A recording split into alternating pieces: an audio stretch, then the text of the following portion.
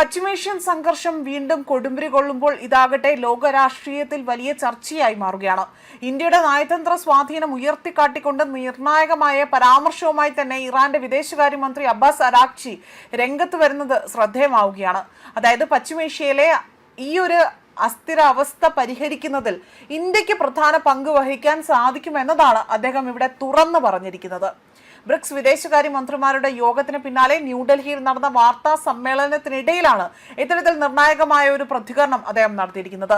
സായുധ പോരാട്ടത്തിൽ ഭാവിയില്ല, ചർച്ചയിലൂടെ മാത്രം ഒത്തുതീർപ്പ് എന്ന ഏക മാർഗമാണ് ഇവിടെ ഉണ്ടായിരിക്കുന്നതെന്നും ഇങ്ങനെ പറഞ്ഞുകൊണ്ടാണ് ടെഹ്റാൻ സമാധാന സന്ദേശം ലോകത്തിന് മുന്നിൽ അവതരിപ്പിച്ചത് എന്നതാണ് വ്യക്തമാക്കിയിരിക്കുന്നത്.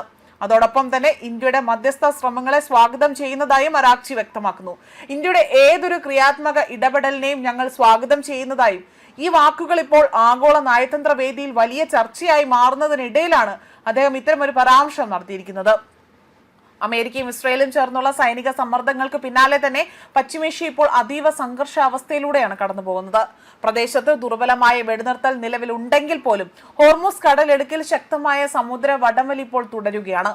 അതേപോലെ ലോക വ്യാപാരത്തിന്റെ ജീവനാഡിയായി തന്നെ കണക്കാക്കപ്പെടുന്ന ഹോർമുസ് കടലിടുക്ക് ഇപ്പോൾ ആഗോള ഊർജ്ജ യുദ്ധത്തിന്റെ പ്രധാന ഒരു യുദ്ധഭൂമിയായി തന്നെ മാറുകയാണ്.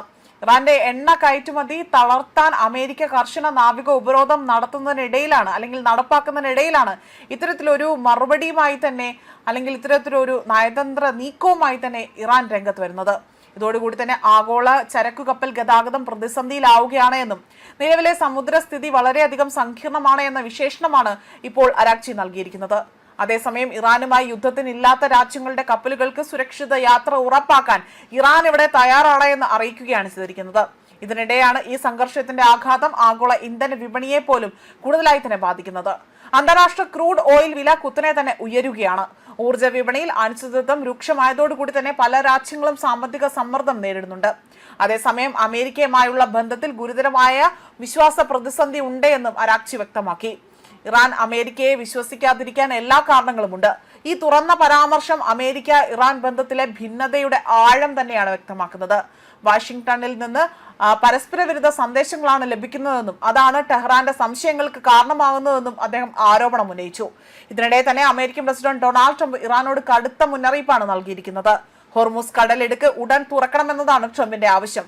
ഇറാനോട് തന്റെ ക്ഷമ നശിച്ചുകൊണ്ടിരിക്കുകയാണ് എന്നും ഇവിടെ വ്യക്തമാക്കുന്നു. എന്നാൽ ചർച്ചകൾ അവസരം നൽകാനാണ് ഇറാൻ ഇപ്പോൾ വെടിനിർത്തൽ തുടരുന്നതെന്നതാണ് വ്യക്തമാക്കിയിരിക്കുന്നത്.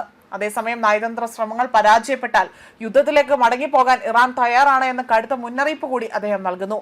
ഇറാൻ ഒരിക്കലും ആണവായുധങ്ങൾ ആഗ്രഹിച്ചിരുന്നില്ല എന്നും സമാധാനപരമായ പരിഹാരമാണ് ടെഹ്റാൻ ഇവിടെ നിലപാടെടുത്തതെന്നതാണ് അദ്ദേഹം ഉറപ്പിച്ചു പറഞ്ഞിരിക്കുന്നത്.